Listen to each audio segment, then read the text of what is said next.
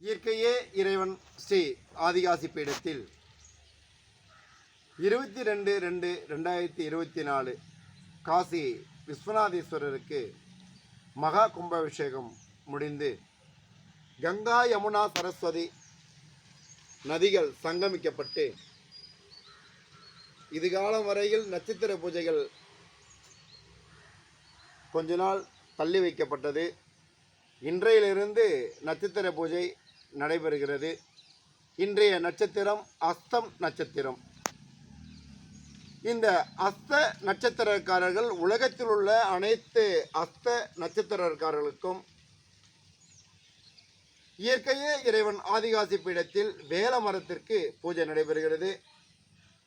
அந்த நட்சத்திரக்காரர்கள் அவர்களும் அவர்களுடைய தொழிலும் அவர்களுடைய குடும்பமும் மேன்மேலும் வளர இந்த நல்லதொரு நேரத்திலே இயற்கையே இறைவன் ஆதிகாசி பீடத்தில் பிரார்த்தனை நடைபெறுகிறது.